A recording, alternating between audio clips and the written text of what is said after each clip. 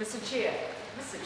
Jacinda Ardern. Thank you, Mr. Chair, you owed me. Mr. Chair, I want to speak directly to the title of the bill rather than the commencement. For those in the gallery who are listening, when we come to this stage of a debate, it's always the time at which we have the ability to rename a bill if we feel that it's not fitting of the content of the bill or what the bill intends to ultimately achieve. And Mr. Chair, an area that I think probably warrants a bit more discussion, and the title that I think is more appropriate for this bill because of it, is the area of Housing New Zealand being further gutted, which is a consequence of this bill.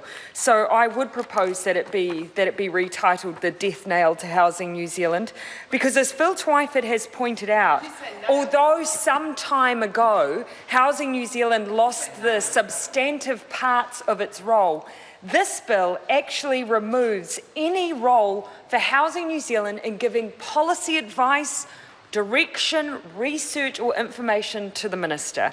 In fact, in subpart 2, clause 20, it repeals section 3B. The effect of the repeal is that Housing New Zealand no longer has an objective to provide advice and information on housing to the Minister of Housing. Housing New Zealand no longer has any role in saying to the government, we have a housing shortfall, we have a social housing shortfall, we have a homelessness issue, we have a gap in the market.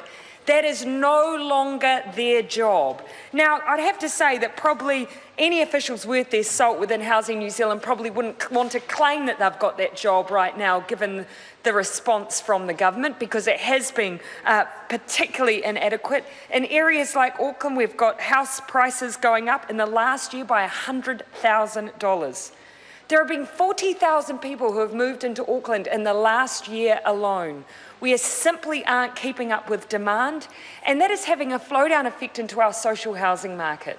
People are unable to access homes. When you have groups like the Salvation Army come and tell you that they've had new mothers leave the hospital with a newborn child and sleep in the car because they cannot access housing, you know you have an absolutely critical situation. We have a government department who no longer has a job of telling the government, A, it's a problem, or there's solutions on how to fix it. So, Mr. Speaker, this bill is not just about the sell down of Housing New Zealand, it's about the fact that Housing New Zealand itself has been gutted. It is essentially the government version of Quinovik.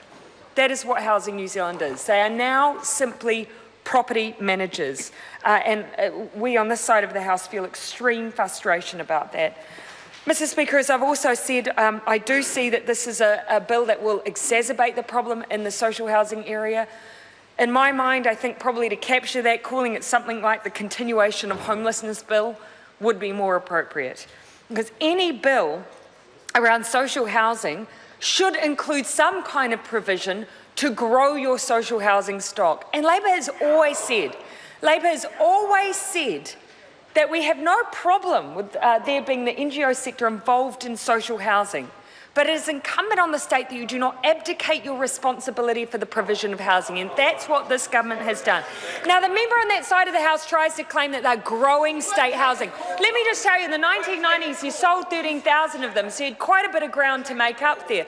But equally, Mr. Bishop, in my area of central Auckland, the unitary plan, let me tell you, the unitary plan, the submission from Housing New Zealand, they engaged Becca to do an enormous amount of work where every single Housing New Zealand house in the Auckland area was submitted to the council that they should have removed any covenants that lay on them. If it was a historic home, they asked for it to be removed as a character home. If there were any blocks on whether or not they could build up, Becca asked that that be removed. Now, why? Why would they have done that? Because it makes it much more profitable to sell it to a housing developer if it has no restriction on the way they're able to develop the land. Because the intent is to sell. That is absolutely, and not just because I'm speculating, Mr. Bishop, but because that is what's happening. In that area, Housing New Zealand is selling stock as fast as they can. And the one that we've at least been able to stop was Spring Street. Now, to prove the lunacy of what's going on in the social housing area, Spring Street is one of the few areas where we still have pensioner housing. Housing New Zealand proposed selling it to a private developer so they could lease back units.